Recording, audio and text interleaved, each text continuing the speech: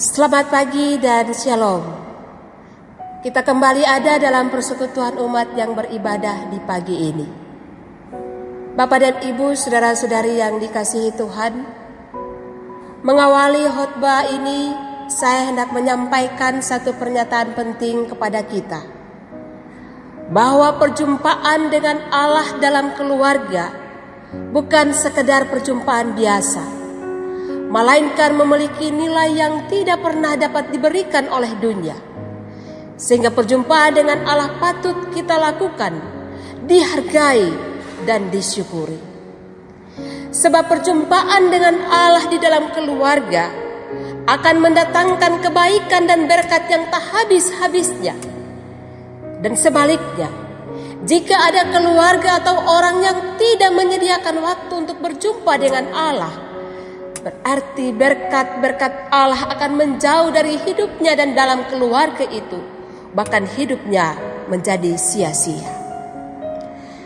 Di pekan ini, kita kembali diarahkan dengan visi tema pembinaan, yakni keluarga mengalami damai sejahtera Allah.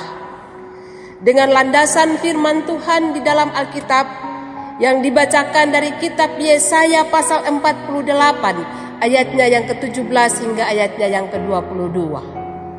Persekutuan jemaat yang dikasihi Tuhan, siapakah di antara kita yang tidak ingin hidupnya bahagia? Siapakah yang mau hidup penuh dengan damai sejahtera? Siapakah yang mau keluarganya diberkati Tuhan? Saya percaya pasti semuanya akan menjawab, saya ingin hidup bahagia, saya ingin hidup dalam damai sejahtera, dan saya ingin keluargaku diberkati. Tetapi jika pertanyaan lanjutan, sudahkah atau maukah kita hidup sesuai dengan kehendak Tuhan? Maka jawaban kita pasti tidak cepat dan mudah. Sebab kita akan kembali menyadari keberadaan hidup yang dijalani. Bahkan cenderung kita berdalil dengan alasan-alasan manusiawi yang penuh dengan kelemahan, keterbatasan, dosa dan pelanggaran. Malah manusia sering menghubungkan kehidupan yang berdamai sejahtera itu hanya dengan orientasi dunia secara jasmania, yakni materi, pangkat, jabatan, kehormatan, kejayaan, dan lain-lain. Tetapi Alkitab menegaskan bagi kita bahwa berkat dan damai sejahtera hanya bisa didapatkan apabila setiap orang mau melakukan firman Tuhan. Bandingkan kitab Mazmur pasal 1 dan kitab Mazmur pasal 128.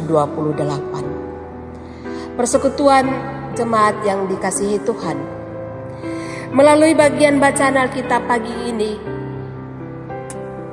kitab Yesaya 48 ayat 17-22, maka ada perspektif yang berbeda tentang janji Tuhan kepada saudara dan saya untuk hidup dalam damai sejahtera Allah.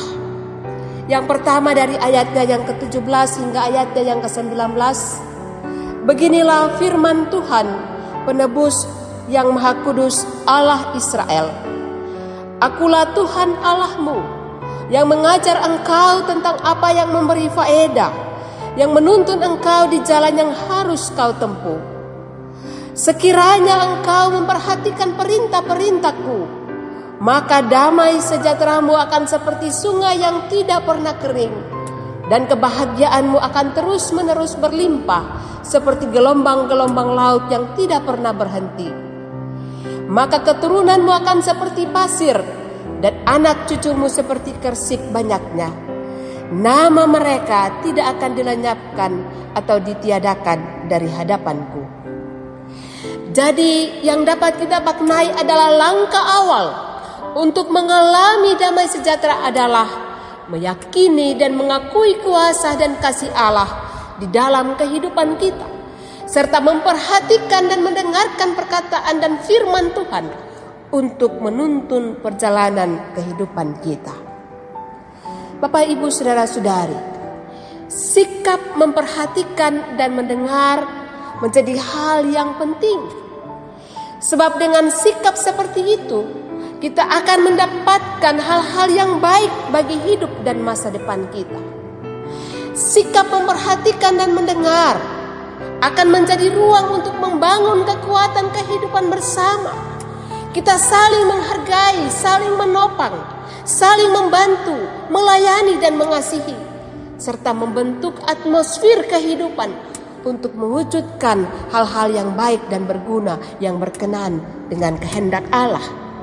Bahkan sikap memperhatikan dan mendengar mesti menjadi tatanan pembentukan karakter dan gaya hidup kita di setiap generasi, di tengah tantangan-tantangan zaman di kehidupan sekarang ini yang cenderung bersikap egois, bersikap individual, instan, tamak, anarkis dan sebagainya. Dan karena itu misalnya anak-anak yang harus memperhatikan, yang mendengar dan patuh pada nasihat orang tua. Dan sebaliknya, orang tua yang juga memperhatikan, yang juga peduli, yang mendengarkan keluhan dan kebutuhan anak-anak. Orang tua yang dapat menunjukkan keteladanan hidup bagi anak-anak melalui perkataan, sikap dan perbuatan.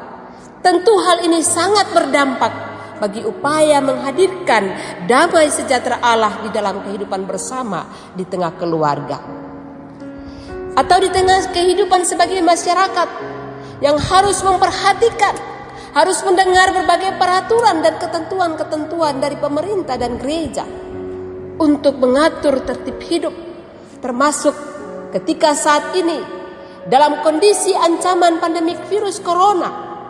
Maka vaksin sosial yang harus digunakan adalah memperhatikan dan mendengar semua arahan dan petunjuk, memperhatikan dan mendengar sesama kita yang terus berjuang untuk menyelamatkan kehidupan, sehingga semua pihak dapat bertindak untuk memutuskan rantai penyebaran dan melawan kekuatan virus ini.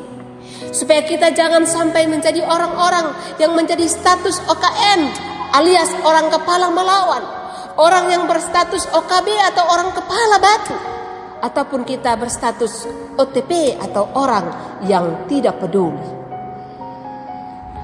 Bahkan di sisi lain sikap pemerintah yang juga harus memperhatikan dan mendengarkan berbagai persoalan dan kebutuhan-kebutuhan masyarakat untuk disikapi dengan baik, dengan bijaksana, tentu dengan aturan-aturan yang adil dan benar untuk memberikan damai sejahtera dalam hidup bersama. Maka hal yang paling mendasar yang perlu kita sadari, bahwa damai sejahtera yang sejati atau damai sejahtera Allah itu akan kita dapatkan ketika kita hidup dengan benar, ketika hati kita bersih dan terbebas dari segala kejahatan, sekalipun kita ada di tengah berbagai pergumulan hidup yang berat dan penuh tantangan. Kita tetap menjaga hidup seturut dengan kehendak Tuhan. Maka damai sejahtera yang sejati atau damai sejahtera Allah itu akan kita rasakan. Kitab Yesaya 32 ayatnya yang ke-17 berkata, di mana ada kebenaran, di situ akan tumbuh damai sejahtera, dan akibat kebenaran ialah ketenangan dan ketentraman untuk selama-lamanya.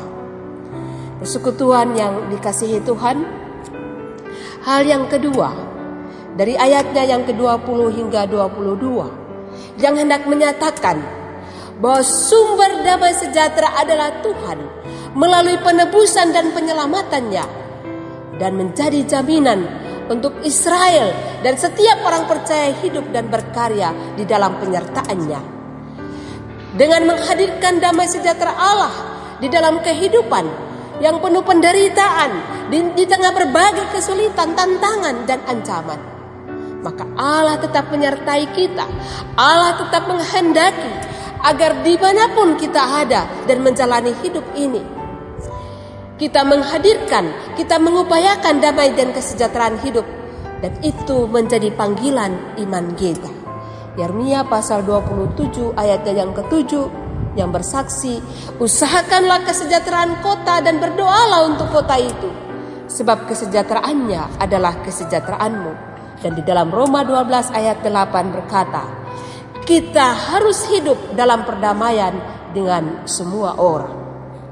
Maka dalam bingkai persekutuan dan persaudaraan, maka kesempatan ini pun kami menyampaikan selamat Idul Fitri 1441 Hijriah bagi semua saudara yang merayakannya. Maka tanggung jawab untuk menghadirkan dan menegakkan damai sejahtera Allah dilakukan dengan tindakan-tindakan nyata. Dan dimulai dari dalam rumah tangga, di dalam keluarga-keluarga kita, melalui setiap pekerjaan kita, pengabdian kita, di dalam pelayanan-pelayanan kita, di setiap usaha-usaha kita, di setiap keberadaan pergaulan kita, dan di dalam segala aspek kehidupan ini. Membawa cinta kasih, memberi penghiburan, penguatan, menasehati, mendamaikan, memberdayakan hidup dengan berbagai keterampilan usaha dan kerja adalah wujud dari hidup yang berdamai sejahtera. Untuk kita dapat nyatakan di dalam kehidupan ini. Untuk itu kita akan membawa damai sejahtera Allah dengan tidak mengandalkan kekuatan kita sendiri. Karena kita membawa damai sejahtera, kita menerima tanggung jawab yang tidak kecil. Tidak hanya dengan menyampaikan kata shalom atau salam shalom.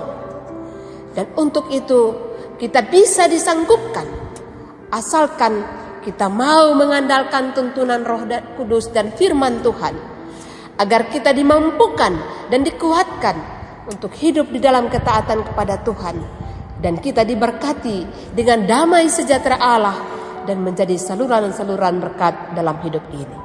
Bapak Ibu Saudara-saudari, ingatlah bahwa damai sejahtera yang sejati takkan pernah kita dapatkan di luar Tuhan. Amin.